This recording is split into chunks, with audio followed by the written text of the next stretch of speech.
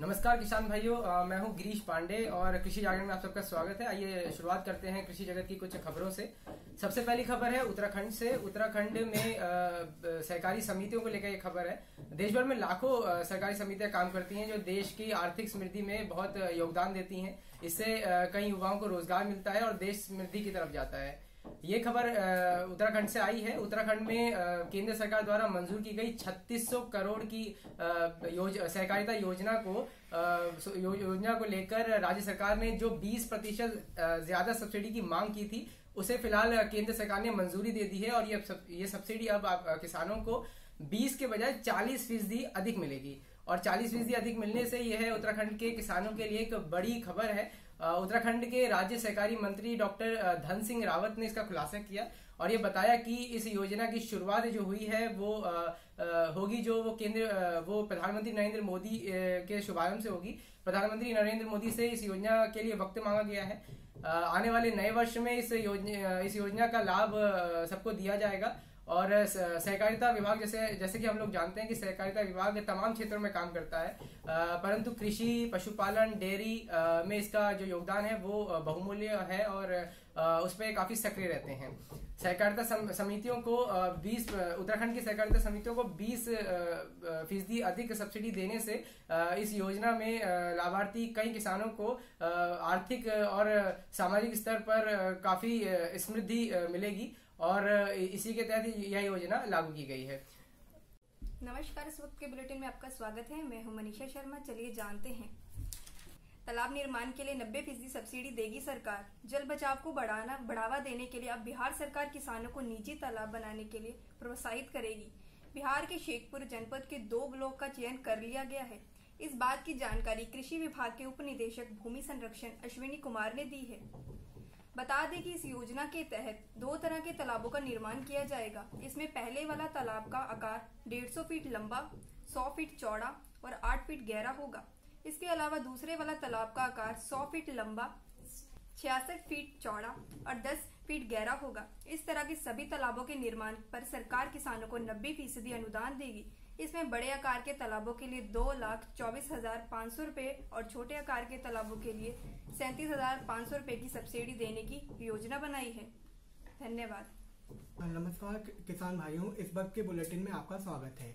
मैं किशन अग्रवाल आपको natural fresh Honey के प्रोडक्ट के बारे में बताना चाहता हूँ। अभी हाल ही में चंडीगढ़ में के CII agro tech expo India में एक एक्सपो का आयोजन किया गया था, जिसमें कई एग्रीकल्चर से जुड़ी कंपनियां और निवेशकों ने इसमें अपनी हिस्सेदारी की थी। इसी एक्सपो में हरियाणा के झज्जर से आए प्रवार फोगट ने अपने नेचुरल फ्रेश हनी के प्रोडक्ट के नाम से एक फर्म को स्टॉल पर लगाकर पेश किया और वहां पर उन्होंने मधुमक्खी और शहद उत्पादन से जुड़े हुए कई तरह के अपने प्रोडक्ट को वहां पर लॉन्च किया, जिसे इसके बारे में उन्होंने लोगों को जानकारी भी दी।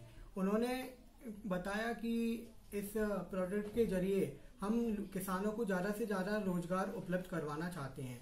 उन्होंने बताया कि नेचुरल फ्रेश हनी वर्तमान में करीब 12 तरह के शहदों को बनाती है, जिसमें बी फोलन, नीम हनी समेत कई तरह के अलग अलग प्रोडक्ट उनकी वैरायटी के उनकी फर्म पे उपलब्ध हैं। इसके अलावा भी अपने फर्म में कम से कम 35 से 40 किसानों को रोजगार भी उपलब्ध करवा रहे हैं। इसके साथ ही वो किसानों को प्रशिक्षण भी दे रहे हैं। उनके इस काम से प्रभावित होकर करीब 20 लोग और शहद निर्माण के काम में जुड़ चुके हैं। उनके इस काम की सराहना करते हुए उन्हें कई तरह के हरियाणा सरकार, इसके अलावा हरियाणा की यूनिवर्सिटी समेत अन्य राज्य और राष्ट्रीय स्तर के अवार्ड भी से सम्मानित किया जा चुका है। धन्यवाद। कृषि जागरण में आप सभी का स्वागत है। आज की जो मुख्य खबर है हमारी वो है झारखंड के किसानों के लिए। झारखंड के किसानों के लिए एक खुशखबरी की बात है। झारखंड में अब अन्य राज्यों की तरह जैविक खेती को आकर्षित किया गया है। यहाँ पे गुजरात के बाद झारखंड ऐसा दूसरा राज्य है जहाँ पे 29 और 30 नवंबर को ग्लोबल समिट का आयोजन किया गया था। इस ग्लोबल समिट में अलग अलग तरीके की खेती को दिखाया गया था, खास करके जैविक खेती पर ज्यादा फोकस किया गया था। इस आयोजन में मंत्री रघुवर दास भी शामिल हुए थे उन्होंने कहा कि संबोधित करते हुए उन्होंने कहा कि किसानों को जो है हम अच्छे से अच्छा करने की कोशिश करेंगे, उनकी आय को दोगुनी करेंगे और प्रधानमंत्री नरेंद्र मोदी जी के सपने को कि हर किसान की दोगुनी आय हो, इस पर हम दिन रात मेहनत करेंगे। रघुवर दास के सपने को इस मामले में बाबा रामदेव भी पीछे नहीं रहे हैं। उन्होंने इस पर जोर देते हुए कहा कि पतंजलि भी अब जो है किसानों की सहायता करेगी, वो किसानों से सीधे तरीके से उनके जो जैविक उत्पाद हैं उनको खरीदेगी और यही नहीं, वो बाजार के 1.5 गुने दाम ज्यादा से और किसानों के जैविक उत्पादों को खरीदेगी। यानी कि बाजार में जितना जैविक उत्पादों का दाम है वो किसानों को 1.5 गुने ज्यादा पैसे देकर उससे उनके उत्पादों को खरीदेगी। इससे किसानों को खूब लाभ मिलेगा। झारखंड में इजराइल तकनीक का भी उत्पादन किया जाएगा खबरों के अनुसार, और इससे जो झारखंड के राज्य में सिंचाई की जो परेशानियां हैं उस समस्या को भी दूर किया जाएगा। धन्यवाद। नमस्कार किसान भाइयों, कृषि जागरण यूट्यूब चैनल में आपका स्वागत है। आज की खबर है भारतीय कृषि अनुसंधान संस्थान, जो कि देश का ऐसा कृषि अनुसंधान संस्थान है जो कि अग्रणी है कृषि में अनुसंधान के लिए और बहुत ही प्रचलित है हमारे नए वैरायटीज जो आपको प्रोवाइड करते हैं उनके लिए। तो कृषि अनुसंधान संस्थान ने अंतर्राष्ट्रीय छात्रावास एवं कृषि हाट का शिलान्यास किया है और इसमें मौजूद थे हमारे कृषि मंत्री राधा मोहन सिंह जी, जिन्होंने संशोधन में कहा कि कृषि अनुसंधान संस्थान जो कि 1958 में यूजीसी के द्वारा मानद विद्यालय की मान्यता इसे दी गई थी, ये संस्थान अब तक 4025 एमएससी कैंडिडेट्स को पढ़ा चुका है और 466 एमटेक और 4751 पीएचडी कैंडिडेट्स यहाँ से पढ़ के निकल चुके हैं और इसमें 391 अंतर्राष्ट्रीय छात्र रहे हैं। वर्तमान में 1032 छात्र छात्राएं इस संस्थान में पढ़ाई कर रहे हैं, जिसमें 294 एमएससी, 16 एमटेक एवं 722 पीएचडी के छात्र भी हैं। अभी अफ्रीकी राष्ट्रों सहित म्यांमार, नेपाल, अफगानिस्तान, ईरान, बांग्लादेश के कुल 40 छात्र छात्राएं एमएससी, पीएचडी एवं पढ़ाई कर रहे हैं इस संस्थान में। तो अभी 2 दिन पहले ही यहाँ अंतर्राष्ट्रीय छात्रावास एवं कृषि हाट का उद्घाटन करने के लिए, शिलान्यास करने के लिए राधा मोहन सिंह जी पधारे थे। इन्होंने बताया कि जो पोस्ट ग्रेजुएट की पढ़ाई होती है, यहाँ के छात्र जो यहाँ पोस्ट ग्रेजुएट की क्वालिफिकेशन लेते हैं उनके लिए बेहद ज़रूरी है ये करना, क्योंकि विश्वविद्यालय भारतीय कृषि अनुसंधान संस्थान में छात्रों के कृषि विज्ञान की शिक्षा के प्रति रुझान एवं छात्रों की अधिक संख्या के चलते पहले से ही छात्रावासों की कमी है। तो ऐसा करके हमारे छात्र छात्राओं को वहाँ पे काफी लाभ पहुंचेगा। 500 छात्रों की क्षमता वाला ये छात्रावास 2 हेक्टेयर भूमि पर बनाया जाएगा। इसमें भवन के लिए 14,480 वर्ग मीटर क्षेत्र निर्धारित किया गया है।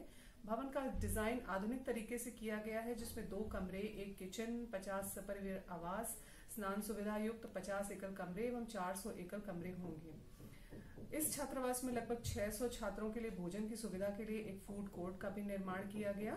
स्वास्थ्य देखरेख सुविधाओं से युक्त एक अंतर्राष्ट्रीय स्तर का जिम्नेजियम, खेल उपकरण युक्त एक गेम्स एवं एक्टिविटी रूम, एक सिटिंग लॉन्ज का भी निर्माण किया जाना चाहिए और साथ ही एक पार्किंग व्यवस्था की जाएगी, जिसकी छत सांस्कृतिक कार्यक्रमों के आयोजन के लिए उपयोगी होगी। अंतर्राष्ट्रीय स्तर पर शिक्षा एवं शोध के क्षेत्र में पूसा संस्थान की भूमिका प्रशंसनीय रही है। इस अंतर्राष्ट्रीय छात्रावास का निर्माण विकसित राष्ट्रों से भी छात्र छात्राओं को आकर्षित करने में मददगार साबित होगा। इसमें पूसा संस्थान की अंतर्राष्ट्रीय छवि और अधिक मजबूत होगी। कृषि मंत्री श्री राधा मोहन सिंह जी ने बताया कि सेवा के लिए आईसीआर परिसर में एक कृषि हाट का भी शिलान्यास किया गया है और ये 200 एकड़ में बनेगा, जिसमें 3 बाय 3 मीटर की 60 के स्टॉल में होंगे और इस स्टॉलों में किसान भाई, अपने कृषक महिलाएं अपने उत्पादकों का भी इन उत्पादकों को यहाँ बेच सकेंगे।